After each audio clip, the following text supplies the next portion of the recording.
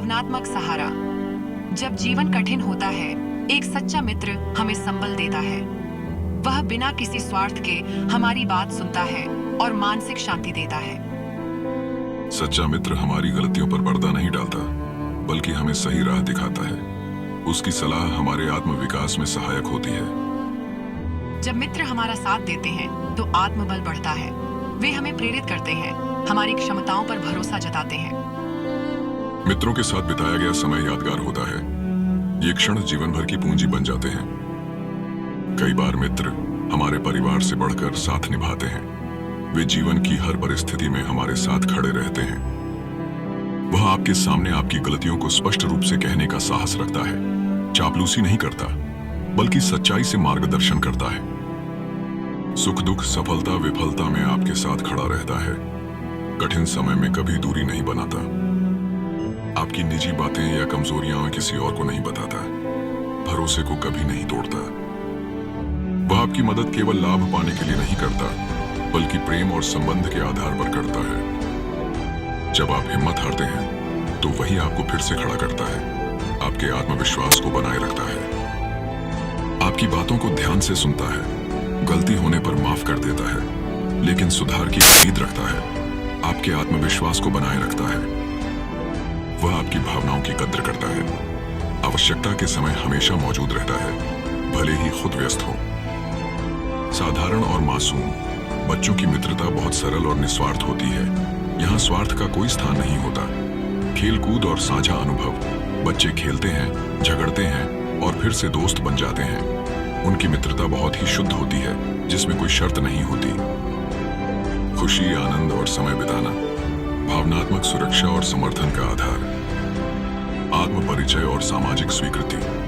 युवावस्था में दोस्ती का मुख्य उद्देश्य समाज में अपनी पहचान बनाना होता है।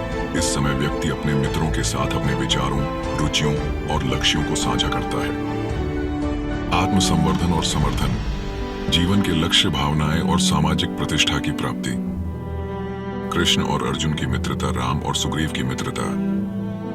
यह वह शत्रु होता है जो प्रत्यक्ष रूप से हमारे खिलाफ होता है।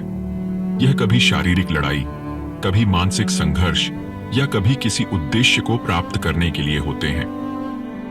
यह हमारे भीतर की बुरी प्रवृत्तियां होती हैं, जो हमें अपने लक्ष्य से भटकने या गलत रास्ते पर ले जाती हैं। यह शत्रु हमारी कमजोरियों, डर, आलस्य, घृणा, ईर्ष्या या शंका के रूप में प्रकट होते हैं। कभी कभी समाज की नकारात्मक सोच या गलत परंपराएं हमारे शत्रु बन जाती हैं, जो हमें सही मार्ग पर चलने से रोकती हैं। यह शत्रु हमारी सोच को सीमित करने की कोशिश करते हैं और कभी हमें दबाने की कोशिश करते हैं। यह वह लोग होते हैं जो हमारी भावनाओं के साथ खेलते हैं, हमें दुख पहुंचाते हैं या हमारी मानसिक स्थिति को कमजोर करते हैं। वे हमें कमजोर बनाने के लिए मानसिक उत्पीड़न करते हैं। आत्मनिर्णय और आत्मविश्वास, धैर्य और संयम, बुद्धिमानी से रणनीति अपनाना, सकारात्मक सोच। स्वार्थी होते हैं, आपकी कमजोरियों का फायदा उठाते हैं। नकली समर्थन, उनकी कार्यवाहियों का विश्लेषण करें। क्या वे केवल तब आपके पास आते हैं जब उन्हें कुछ चाहिए? उनके साथ समय बिताने के बाद कैसे महसूस होता है?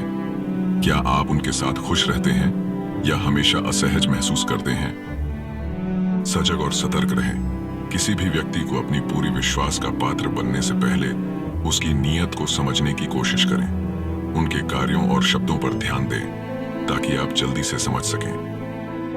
द्वेष और ईर्ष्या, मनोवैज्ञानिक दबाव डालना, झूठ बोलना और अफवाह फैलाना, अच्छे समय में साथ, बुरे समय में दूर, आपकी असफलता पर खुश होना।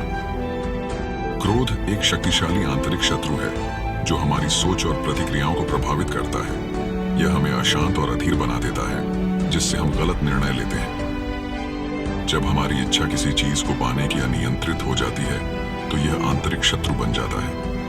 लालच हमारी संतुष्टि को नष्ट करता है और हम जो कुछ भी हासिल करते हैं उसमें खुश नहीं होते।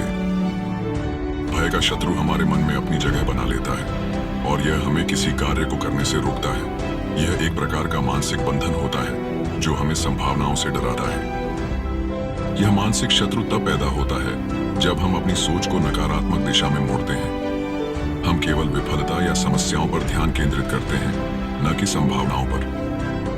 आलस्य एक मानसिक शत्रु होता है जो हमें किसी कार्य को करने से रोकता है। यह हमें सोचने और योजना बनाने से ज्यादा आराम पसंद करने की आदत डालता है। अहंकार एक और मानसिक शत्रु है जो हमें यह महसूस कराता है कि हम सबसे बेहतर हैं। इससे हम दूसरों की राय और सुझावों को नकारने लगते हैं और अपनी गलतियों को नहीं मानते। स्वयं से संवाद करें, अपने मन से बात करें और उसे समझाएं। अगर आप किसी शत्रु का सामना कर रहे हैं तो खुद से कहें कि यह सिर्फ एक विचार है और आप इसे अपने जीवन में नियंत्रण में ला सकते हैं।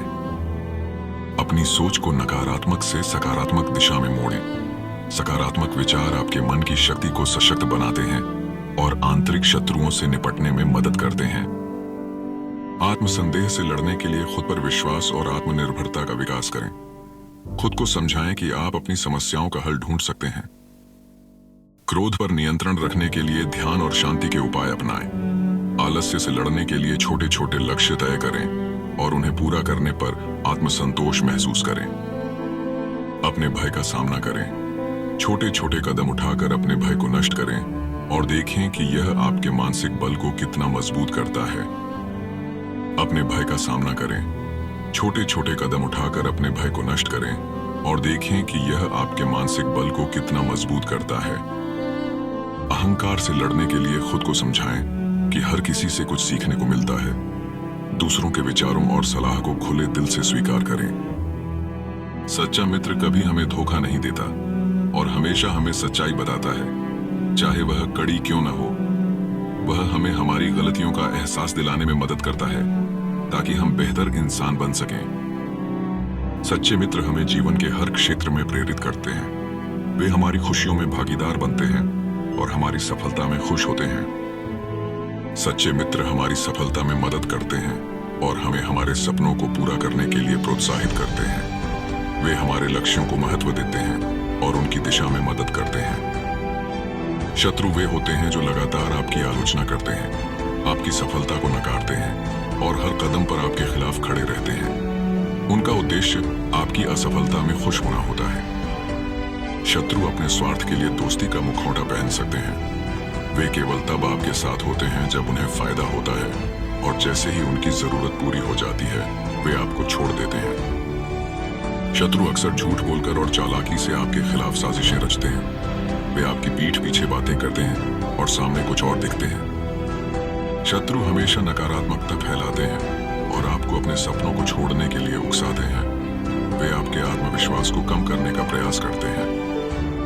सच्चे मित्र के साथ समय बिताने से हम खुद को खुश और प्रेरित महसूस करते हैं, जबकि शत्रु के साथ समय बिताने से हम मानसिक तनाव और नकारात्मकता महसूस करते हैं। सच्चे मित्र समय की परीक्षा में खरे उतरते हैं। चाहे परिस्थितियां कैसी भी हों, वे हमारे साथ होते हैं। शत्रु समय आने पर हमारी मदद नहीं करते और केवल हमारे खिलाफ साजिश करते हैं। सच्चे मित्र हमारी सफलता में खुश होते हैं और हमारी असफलताओं में सहानुभूति दिखाते हैं। शत्रु केवल हमारी असफलता पर खुश होते हैं और कभी हमारी सफलता पर नहीं खुश होते।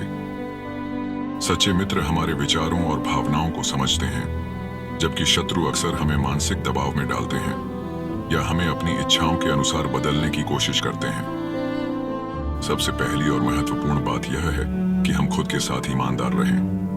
हमें अपनी गलतियों, असफलताओं और कमजोरी को स्वीकार करना चाहिए। जब हम खुद से सच्चे होते हैं तो हम अपनी पूरी क्षमता का उपयोग कर सकते हैं और किसी भी परिस्थिति में अपने आप को समर्थन दे सकते हैं। आत्म देखभाल केवल शारीरिक देखभाल तक सीमित नहीं है, बल्कि इसमें मानसिक और भावनात्मक देखभाल भी शामिल है। हमें अपने शरीर, मस्तिष्क और भावनाओं को पोषित करने के लिए समय निकालना चाहिए। यही आत्म देखभाल हमें खुद से दोस्ती करने में मदद करती है। खुद से मित्रता करने के लिए हमें अपने विचारों और भावनाओं को समझना और स्वीकार करना चाहिए। खुद के साथ संवाद करने की आदत डालें और अपनी मानसिक स्थिति को जानें। यह आत्मनिरीक्षण हमें यह समझने में मदद करता है कि हम किस अवस्था में हैं और हमें किन क्षेत्रों में सुधार की आवश्यकता है। हम सबसे गलतियां होती हैं और यह जानना कि हम अपनी गलतियों को स्वीकार कर सकते हैं और खुद को माफ कर सकते हैं, यह खुद से दोस्ती करने का एक महत्वपूर्ण हिस्सा है। आत्मदया से बचने के लिए और अपनी असफलताओं को सीखने के रूप में देखने के लिए यह कदम जरूरी है। स्वयं को मित्र बनाने का एक और तरीका है आत्मविश्वास बढ़ाना। जब हम खुद पर विश्वास करते हैं तो हम अपनी क्षमताओं को समझते हुए और अधिक सकारात्मक रूप से जीवन की चुनौतियों का सामना कर सकते हैं। आत्मविश्वास हमें अपने निर्णयों में और ज्यादा दृढ़ बनाता है। जीवन में कई बार हमें अकेले समय की आवश्यकता होती है। यह अकेलापन आत्म मूल्य को समझने, खुद के विचारों पर ध्यान केंद्रित करने और अपने भीतर की शांति को पाने का एक अवसर होता है। स्वयं के साथ समय बिताने से हम अपनी आंतरिक दुनिया को बेहतर समझ सकते हैं। अपने आप से मित्रता करने के लिए हमें अपनी जरूरतों और इच्छाओं को समझना चाहिए। यह जानना जरूरी है कि हम क्या चाहते हैं और हमें किस चीज की आवश्यकता है। स्वयं से मित्र बनने का मतलब है अपने लिए निर्णय लेना और अपनी जिंदगी को अपनी शर्तों पर जीना। जब हम खुद से मित्रता करते हैं तो हम अपनी शक्तियों को पहचानते हैं और अपनी कमजोरियों को स्वीकार करते हैं, जिससे आत्मसम्मान और आत्मविश्वास बढ़ता है। खुद से दोस्ती करने से हमें मानसिक शांति मिलती है, क्योंकि हम स्वयं को पूरी तरह से स्वीकार करते हैं और न ही किसी बाहरी व्यक्ति से इस स्वीकृति की अपेक्षा रखते हैं। स्वयं के प्रति सकारात्मक दृष्टिकोण और स्नेह हमें भावनात्मक संतुलन बनाए रखने में मदद करता है, जिससे हम जीवन के उतार चढ़ाव को बेहतर तरीके से झेल सकते हैं। जब हम खुद से दोस्ती करते हैं तो हम अपनी खुशी और संतोष के लिए दूसरों पर निर्भर नहीं रहते। हम अपनी शक्ति और स्वतंत्रता को पहचानते हैं और अपनी इच्छाओं का पालन करते हैं। जब हम अहंकार के कारण खुद को अन्य लोगों से अलग समझते हैं तो हमारी आत्मा में एक प्रकार की अशांति पैदा होती है। यह हमें दूसरों से जुड़े रहने की शक्ति और गहरी समझ से वंचित कर देता है। अहंकार हमें अपनी गलतियों को स्वीकारने से रोकता है, जिससे हम सुधार की दिशा में कदम नहीं बढ़ा पाते और महत्वपूर्ण अवसरों को गंवा सकते हैं। अपनी असलियत को समझकर दूसरों के साथ नम्रता से पेश आना, यह हमें हमारी वास्तविकता को पहचानने में मदद करता है। लोभ वह भावना है जब हम अधिक से अधिक प्राप्त करने की इच्छा रखते हैं, भले ही हमारे पास पहले से पर्याप्त हो। यह सामग्री की इच्छाओं में बुरी तरह से उलझकर आत्मा की शांति को नष्ट करता है। लोभ हमारे मन को शांत नहीं रहने देता, क्योंकि हम हमेशा अधिक चाहते रहते हैं और हमेशा कुछ न कुछ पाने की इच्छा में रहते हैं। लोभ के कारण हम दूसरों के अधिकारों और आवश्यकताओं की अनदेखी करते हैं, जिससे समाज में असंतुलन और दुख उत्पन्न होता है। जब हम केवल भौतिक और भोगवादी चीजों की ओर आकर्षित होते हैं तो हमारे भीतर एक गहरी मानसिक और आत्मिक खालीपन पैदा होती है। जब हम केवल भौतिक और भोगवादी चीजों की ओर आकर्षित होते हैं तो हमारे भीतर एक गहरी मानसिक और आत्मिक खालीपन पैदा होती है। दूसरों की मदद करना और अपनी संपत्ति का कुछ हिस्सा जरूरतमंदों के साथ साझा करना लोभ से बचने का एक अच्छा उपाय है। संघर्ष करें जब आपका दिल और अंतरात्मा यह कहती हो कि यह सही है और आपको इसे हासिल करने की आवश्यकता है। यदि आपको विश्वास हो कि यह संघर्ष आपकी मूल्य प्रणाली, उद्देश्य और जीवन के उद्देश्य के अनुरूप है, तो तब लड़ना चाहिए। यह मानसिक रूप से आपको सशक्त बनाता है और आपके आत्मसम्मान को भी बढ़ाता है। जब किसी लक्ष्य या सपने को हासिल करने के लिए संघर्ष करना आपके व्यक्तिगत विकास में योगदान करता है, तो आपको लड़ने की आवश्यकता है। अगर आप किसी ऐसे कारण के लिए संघर्ष कर रहे हैं जो न केवल आपके बल्कि दूसरों के भले के लिए भी है, तो यह संघर्ष करना सही होता है। यह आपको अपनी जिम्मेदारी का एहसास कराता है और समाज की भलाई के लिए कुछ योगदान देने का अवसर प्रदान करता है। जब आपको यह एहसास हो कि यह आपकी मानसिक शांति को नुकसान पहुंचा रहा है, कभी कभी यह जरूरी होता है कि हम यह पहचानें कि हम जिस संघर्ष में शामिल हैं वह केवल हमें मानसिक और भावनात्मक रूप से थका रहा है और हमें किसी भी प्रकार का सकारात्मक परिणाम नहीं मिल रहा, और तो उसे छोड़ देना समझदारी हो सकती है। अगर हम किसी संघर्ष में खुद को खोने लगे हैं, जब यह आपके स्वास्थ्य पर प्रतिकूल प्रभाव डाल रहा हो, अगर किसी संघर्ष या स्थिति से आपका शारीरिक या मानसिक स्वास्थ्य बिगड़ रहा है, तो उस संघर्ष को छोड़ने का समय आ जाता है। शरीर और मस्तिष्क की अच्छी स्थिति बनाए रखना सबसे जरूरी है, क्योंकि बिना अच्छे स्वास्थ्य के आप किसी भी अन्य उद्देश्य को प्राप्त नहीं कर सकते। जब यह आपके मूल्यों और विश्वासों से मेल नहीं खाता, अगर आप किसी संघर्ष में शामिल हैं, लेकिन वह आपके जीवन के मूल्यों और विश्वासों से मेल नहीं खाता, तो उस संघर्ष से बाहर आना जरूरी है। कभी कभी हम चीजों को मजबूरी में करते हैं, लेकिन जब हमें यह समझ आता है कि यह हमारे लिए सही नहीं है, तो उसे छोड़ देना अच्छा होता है। जब हम महसूस करते हैं कि किसी स्थिति में ज्यादा प्रयास करने के बावजूद कोई हल नहीं निकल रहा है, तो उसे छोड़ देना बेहतर हो सकता है। सबसे जरूरी बात यह है कि हम अपनी आंतरिक आवाज को सुनें। जब हम खुद से सवाल करते हैं कि क्या यह संघर्ष मुझे आगे बढ़ने में मदद करेगा या यह मुझे नुकसान पहुंचाएगा, जरेनिया, तो हमें ईमानदारी से उत्तर मिल सकता है। कभी कभी जीवन हमें संकेत देता है कि अब समय है रुकने का। परिस्थितियां बदलती हैं और हमें अपनी यात्रा के दौरान समय समय पर अपनी दिशा बदलने का अवसर मिलता है। जब हम किसी को माफ करते हैं, तो हम अपने भीतर के गुस्से और घृणा को छोड़ देते हैं। इससे मानसिक शांति मिलती है और हमें आगे बढ़ने का अवसर मिलता है। माफ करना हमें अपने भीतर की नकारात्मक भावनाओं से मुक्त करता है, जिससे हम अपनी भावनात्मक स्वतंत्रता को महसूस करते हैं। माफ करने से रिश्ते मजबूत हो सकते हैं। यह सामने वाले को भी यह एहसास कराता है कि हम समझ और सहानुभूति से काम कर रहे हैं। मानसिक तनाव को कम करने से शारीरिक स्वास्थ्य में भी सुधार हो सकता है, क्योंकि गुस्सा और घृणा लंबे समय तक रखने से स्वास्थ्य पर नकारात्मक असर पड़ता है। माफ करना यह नहीं है कि हम किसी के द्वारा किए गए नुकसान को नजरअंदाज करें, बल्कि यह समझना है कि हर व्यक्ति से गलतियां होती हैं और उन गलतियों को समझकर हमें दिल से माफ करना होता है। सतर्कता का मतलब है जागरूक रहना और यह समझना कि हमारे साथ क्या हो रहा है और क्या हमारे आसपास की परिस्थितियां कैसी हैं। यह हमें हमारी सुरक्षा और आत्मसम्मान की रक्षा करने में मदद करता है, खासकर जब हम जानते हैं कि कोई व्यक्ति या स्थिति हमें नुकसान पहुंचा सकती है।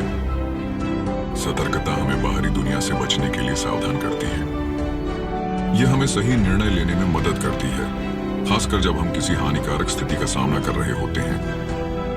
सतर्क रहकर हम यह समझ सकते हैं कि हमें कब और किससे दूरी बनानी चाहिए। यह हमारी मानसिक और शारीरिक सुरक्षा के लिए जरूरी है। यदि हम सतर्क रहते हैं, तो हम किसी व्यक्ति या परिस्थिति से विश्वासघात से बच सकते हैं। यह हमें दूसरों से धोखा खाने से बचाता है और हमें आत्म संरक्षण का मार्ग दिखाता है। हमें अपने रिश्तों और स्थितियों में स्पष्ट सीमाएं स्थापित करनी चाहिए, ताकि हम यह समझ सकें कि कब किसी चीज में हस्तक्षेप करना है और कब दूर रहना है। सतर्कता हमें यह सिखाती है कि हमें अपनी भावनाओं, समय और ऊर्जा को उन चीजों में निवेश करना चाहिए जो हमारे लिए सकारात्मक हों, न कि उन चीजों में जो हमें मानसिक या भावनात्मक रूप से कमजोर करें। जीवन में कठिनाई और संघर्ष हमें सिर्फ परखते नहीं हैं, बल्कि हमें ताकत भी देते हैं। यह हमें आत्मविश्वास और आत्मसमर्थन सिखाता है। समय का मूल्य हमें बाद में समझ आता है, जब वह हमारे हाथों से निकल चुका होता है। हर पल की कीमत समझना जीवन का महत्वपूर्ण सबक है।